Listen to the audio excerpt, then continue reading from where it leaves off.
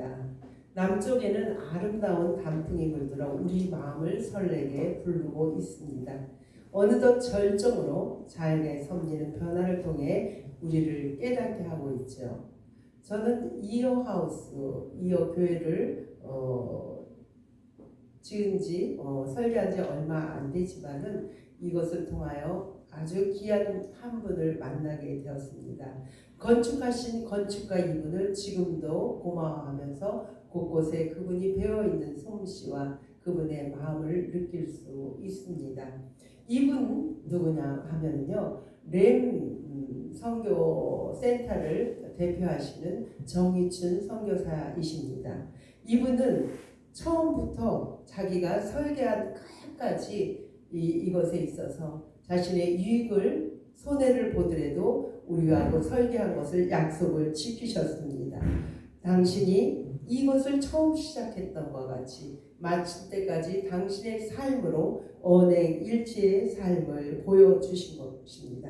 이분이 공간을 자기 자신이 마치 살집처럼 공간에 그러한 다양한 소품들을 당신이 이용할 사무실과 같이 자기 자신을 속이지 않고 자신의 유익을 구하지 않고 이 공간을 이렇게 아름답게 공사했습니다.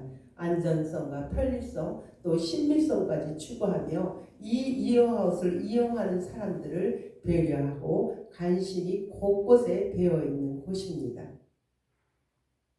내가 산다면 어떻게 이 공간을 만들 수 있을까 고민하며 지은 그분의 흔적이 역력히 드러납니다. 그러나 그럼에도 불구하고 이분이 이곳에 머물지 않고 건축가들은 또 새로운 공간을 향해 떠나갑니다. 오늘 하나님께서도 이와 같으십니다. 이 세상을 이렇게 아름답게 창조하셨습니다. 아름답게 창조하신 이 세상을 그분은 우리에게 기대를 걸고 맡기셨습니다. 위탁하십니다. 이 공간을 주시고 하나님은 우리를 혼내거나 야단치려고 이 공간을 만드신 것이 아닙니다. 높아져가는 가을 하늘, 총명한 그 가을 하늘을 통해서 그 구름을 통해서 하나님과 우리가 서로 감격하며 감탄하며 서로 교제하기를 원하시는 것입니다. 하나님이 세팅하신 이 세상을 보면서 하나님의 숨결을 느끼지 못하고 세상의 질서에 두려워하는 우리들에게 오늘 주고자 하는 말씀이십니다. 오늘 말씀을 다 읽으셔서 알 수 있을 것입니다. 오늘 말씀에 포도원 주인이 등장합니다. 그는 손수 포도원을 일구고 가꾸었습니다. 그리고 산 짐승이나 들 짐승이 해치지 못하게 울타리를 쳤다고 합니다. 또 다른 침입자가 들어오지 못하게 망대, 지금으로 말하면 원두막과 같은 높은 곳에서 먼 곳에서 누가 들어오나 나가나 CCTV 같은 역할을 하는 망대도 세워주셨다고 합니다. 포도원 주인이 얼마나 포도원을 사랑하고 가꾸는지 우리는 상상해 보아야 합니다. 각자 필요한 것마다 적절하게 포도원 주인을 배치한 것입니다. 이렇게 아름답게 가꾼 포도원 주인은 농부에게 포도원을 맡깁니다. 그리고 옆에 있는 것이 아니고 타국으로 멀리 갔다고 성경은 기록합니다. 성경을 읽어보신 분들은 대강 짐작하셨을 것입니다. 그렇다면 이 비유를 통해서 주님이 우리에게 무엇을 의미하며 이 말씀을 왜 하셨을까요? 오늘 이 말씀을 주신 사람, 질문을 한 사람들은 우리가 전장을 통해서 알 수 있듯이 대제사장과 바리새인입니다. 지금으로 말하면 종교 지도자들, 또 바리새인이라는 말씀을 잘 지키는 사람들입니다. 누구보다도 말씀을 잘 지키는 사람들이 예수님 앞에 질문을 하는 것입니다. 이 사람들은 우리 예수님이 너무도 못마땅합니다. 이전에 듣지 못하는 가르침이 너무도 탁월합니다. 예수님의 말씀이 능통하기 때문에 듣는 분마다 다 기이 여깁니다. 또 거기다가 이적과 기적도 행하십니다. 인기는 하늘을 찌릅니다. 그러나 우리 예수님이 변방, 지방, 주변부에서 이런 이적과 사역과 해당해서 말씀을 가르칠 때는 이들은 별로 신경을 쓰지 않았습니다. 우리 예수님이 순한 십자가에 가까워지면서 예루살렘으로 향하면서 소문과 이런 행함이 많아지니까 종교 지도자들 바리새인들이 위협을 느끼는 것입니다. 자기 자신들이 활동하던 예루살렘에 예수님이 나타나셔서 이러한 행동을 하니까 자신들의 입지가 좁아지는 것입니다. 자신들이 그동안 가리켰던 성전 체제가 무너지는 것입니다. 그래서 이들은 예수님을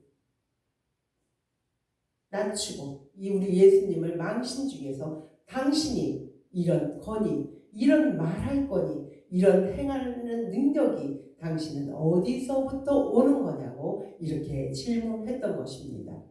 주님은 오늘 비유를 통해서 포도원의 비유는 이스라엘 민족에는 포도가 많이 생산돼요. 그래서 누구나 포도원의 소작농으로 살아가기 때문에 예수님께서 그들 대제사장과 또 바리새인 그곳에 앉아있는 유대인들 예수님이 택한 그들에게 잘 듣기 위해서 비유를 택해서 말씀하신 것입니다. 하나님이 여기서 말하는 포도원 주인입니다. 그러면 포도원은 이스라엘 땅입니다. 여러분 그러면 아시겠죠? 농부는 누구겠습니까? 이스라엘 백성, 유대인들이죠. 또 대제사장, 또 서기 바리새인 이들이 될 수 있죠. 이들을 맡기고 그곳에서 간섭하는 주님이 아니고 타국으로 멀리 떠났다고 이야기합니다. 왜 그랬을까요? 우리 주님은 늘 우리에게 이렇게 자유의지를 주시는 것입니다. 농부에게 맡겨진 책임과 의무와 자유로 네가 이 일을 선택하고 하려는 마음으로 옆에서 간섭하고 억압하고 기회를 잡는 것이 아니고 우리 예수님, 우리 하나님은 떠나신 것입니다. 교회를 다니는 우리에게도 하나님은 말씀으로 울타리를 쳐 주십니다. 또 집을 짤 수 있는 틀을 제공해서 교회에서나 직장에서 자기의 일할 수 있는 그러한 공간들을 하나님은 주십니다. 산짐승과 들짐승 같은 세상 살아가면서 위험과 불안과 두려움, 염려를 말씀으로 우리를 지켜주시는 것입니다. 이 말씀을 통해서 우리 주님은 이렇게 일구고 울타리를 치고 집을 짤 수 있는 틀을 주고 망대를 세우는 것은 우리의 주님의 말씀으로 우리를 위협하고 공격하고 그것을 주님을 우리를 옥죄려고 그 말씀을 주신 게 아닌 것을 알아야 됩니다. 그 말씀 속에서 우리가 하나님의 자리 또 우리의 자리를 분명하게 하고 싶으셔서 우리 주님은 이런 말씀으로 비유를 주신 것입니다. 망대와 같이 침입자를 졸지도 주무시도 않고 지키시는 하나님. 그러나 우리의 기대와 하나님의 기대는 다름을 오늘 말씀을 통해서 알 수 있습니다. 맡겨진 것이 이 농부는 어느새 내 것이라고 생각합니다. 내가 했다고 생각합니다. 자기 중심적인 생각으로 꽉 차 있습니다. 사랑하는 여러분, 잘 기억해야 됩니다. 이 비유를 통한 깨달음은 그분이 주인인 것을 깨닫게 하기 위한 것입니다. 포도원 주인, 포도밭의 주인이 그분의 것이며 그분의 모든 것인 것을 이 비유를 통해서 알고 싶은 것입니다. 그분의 것을 우리는 책임을 지고 관리하고 다스리고 생육하고 번성하라는 것입니다. 타국으로 멀리 가버린 눈에 보이지 않는 주인 없는 포도밭에서 생활을 하다 보니까 자신을 망각하게 됩니다. 주인은 확실히 있지만 보이지 않는 주인 때문에 주어진 자유의지가 자신을 주인으로 착각하게 만듭니다. 처음에는 그렇지 않았겠죠. 처음에는 포도원 주인이 맡겨준 이렇게 자유롭게 내가 농사를 짓는 거에 감사했겠죠. 그러나 포도 수확이라는 것은 이렇게 하루 빨리 결실을 맺는 게 아니에요. 그것이 털을 잡고 포도 수확을 할 때까지 길게는 몇 년이라는 시간이 걸리다 보니까 그 습관이 돼서 그 안일함에 자신의 것으로 착각하는 것이죠. 자신이 땀을 흘렸습니다.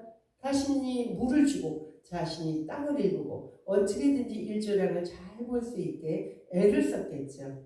그러다 보니까 그 수고의 결실이 자기 것이라고 생각했던 것입니다. 그러나 주인은 그것을 다 뺏으려고 온 것이 아닙니다. 소장녀의 새, 그것을 임대한 그 세를 받으려고 당신의 막강한 당신의 책임을 부여한 종들을 세상에 보냅니다.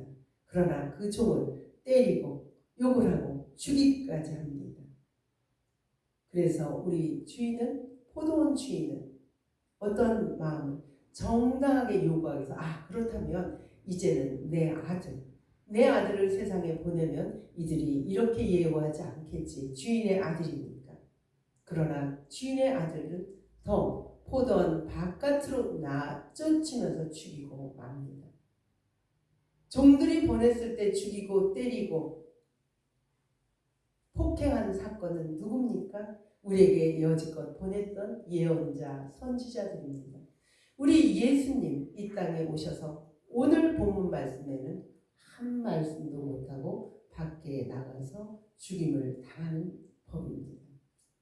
이렇게 이 땅에서 종교 지도자들과 이스라엘 민족들이 십자가 처형을 당한 하나님의 생각, 종교 지도자의 생각, 이렇게 기대가 다른 것을 볼 수 있습니다. 포도원을 맡겨주신 것, 긴 시간을 보이지 않고 기다려주신 하나님, 너희들이 그동안에 내 말씀으로 이 땅에서 행복하게 잘 살고 서로 윈윈하면서 살라고 보내주신 이 땅을 이들은 착각하면서 자신의 것으로 자신이 땀 흘려서 자신이 거룩한 소산을 이뤘다고 이들은 착각하고 살아갑니다. 이 비유를 통해 주님이 말씀하고 싶은 것이 무엇일까요? 농사를 제대로 지어라. 아닙니다. 열매를 맺지 못해서 혼내는 것도 아닙니다. 이 본문을 통해서 주고 싶은 말은 포도원 주인은 하나님, 그것을 인정하려는 것입니다. 이 본문 말씀을 들을 때 우리는 말씀이 너무나 무겁습니다. 이 비유를 통해 주님은 우리에게 들려주고 싶은 것, 하나님과 사람 사이에 자기의 자리, 자기의 신분을 전해주고 싶었던 것입니다. 그것이 무엇입니까? 지금의 말씀입니다.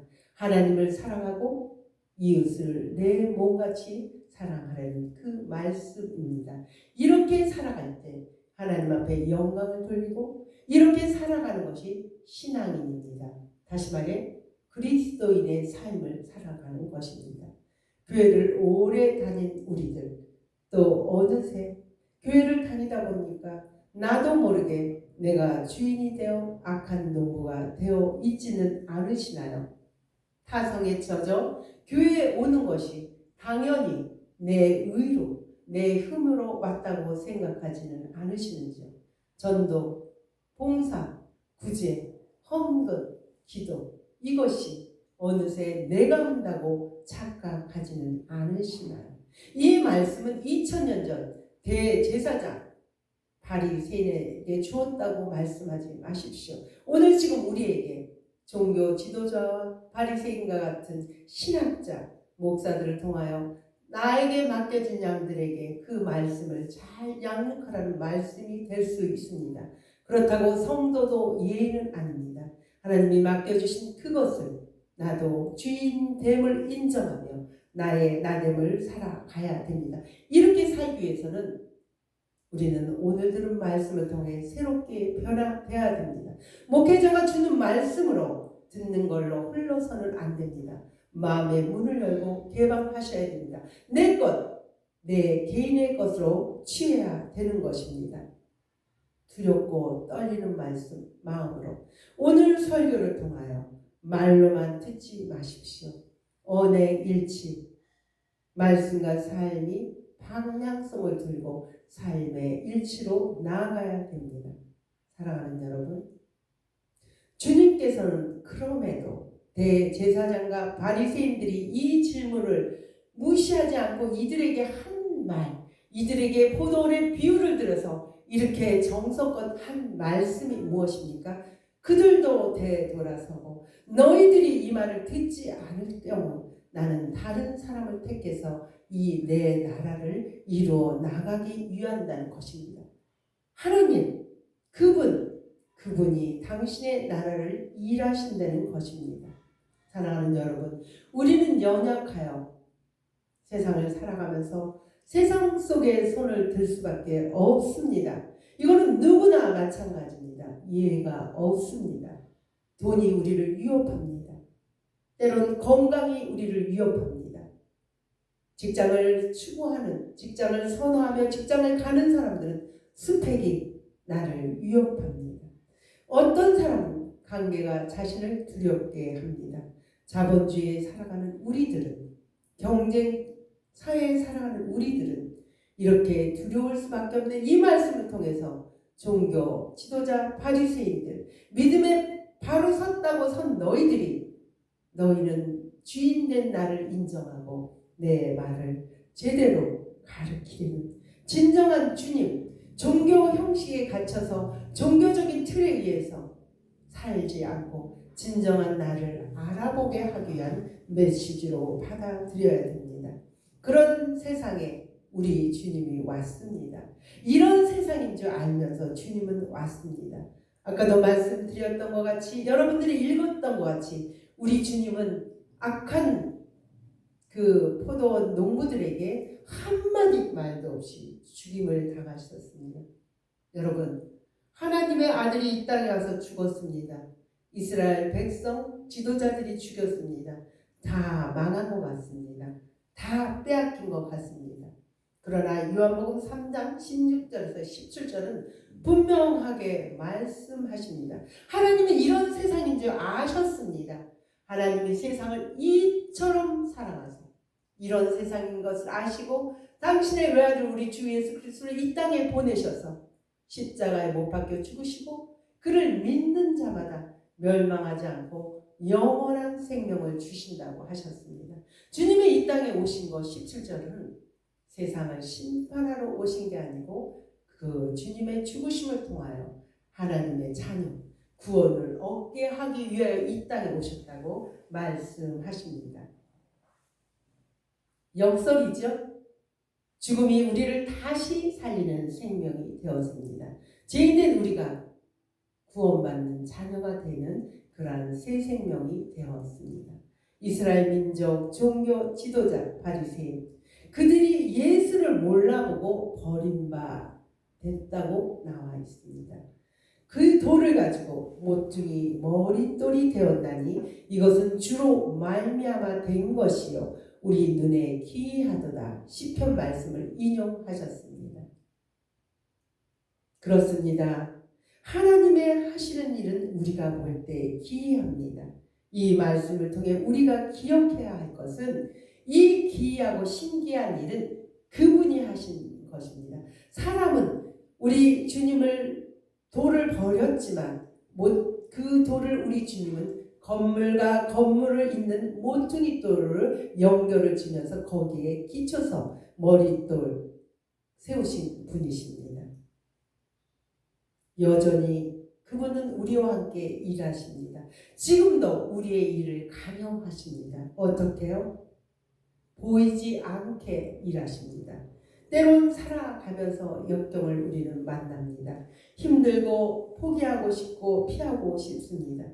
저 또한 마찬가지입니다. 어머님을 상을 치르고 나서 몸이 많이 피곤했는지 긴장이 풀렸는지 너무 힘들었는데 우리가 토요 사역 식사를 제공하는 거에 있어서 너무너무 힘이 빠졌어요.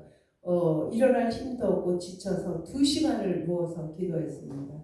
하나님 저 이 정도밖에 안 되는데 이 정도밖에 안 되는 나를 쓰시겠다고요.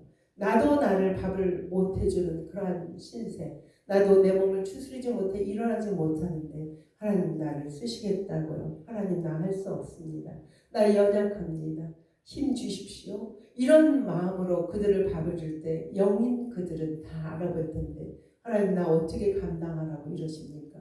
나에게 기쁨을 주십시오. 힘을 주십시오. 이렇게 누워서 반복적인 기도를 했습니다.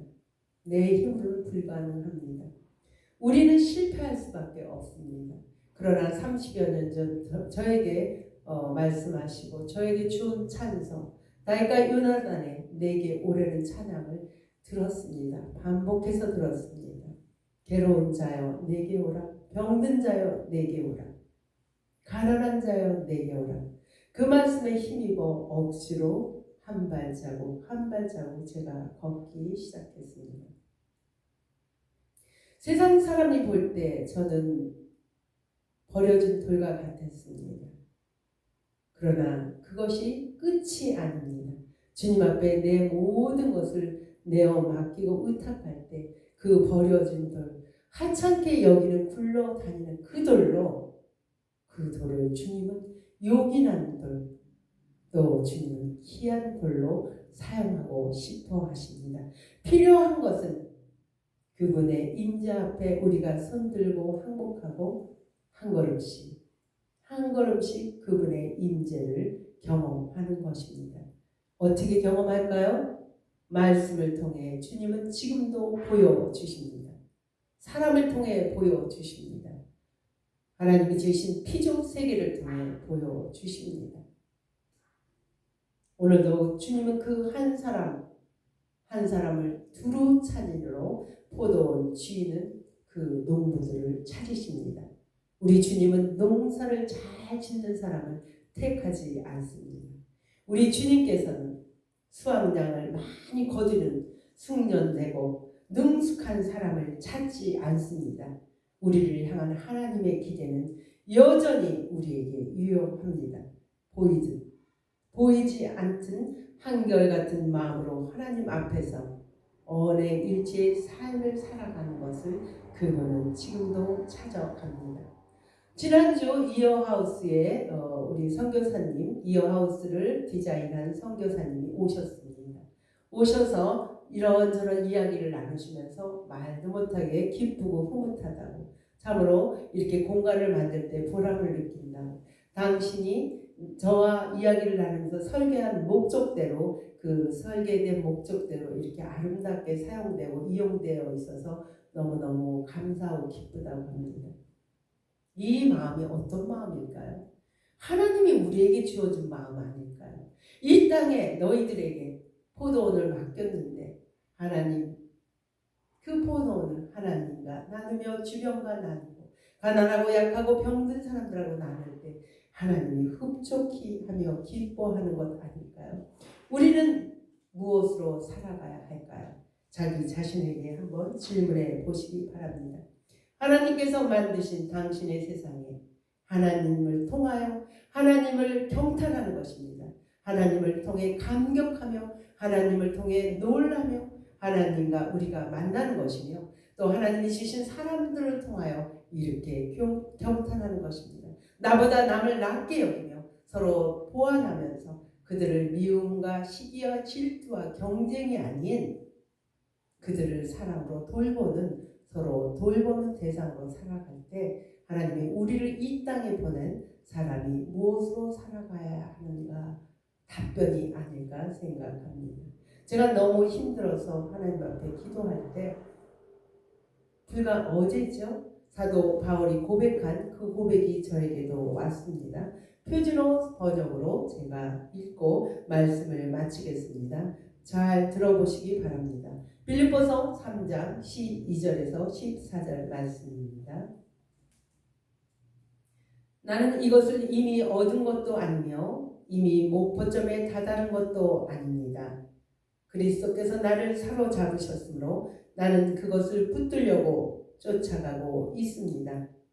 사랑하는 형제자매 여러분, 나는 아직 그것을 붙들었다고 생각하지 않습니다. 내가 하는 일은 오직 한 가지입니다. 뒤에 있는 것을 잊어버렸습니다. 앞에 있는 것을 향하여 몸을 내밉니다. 그리스도 예수 안에서 하나님께서 위로부터 부르신 그 부르신 상을 받으려고 목표점을 바라보고 달려가고 있습니다.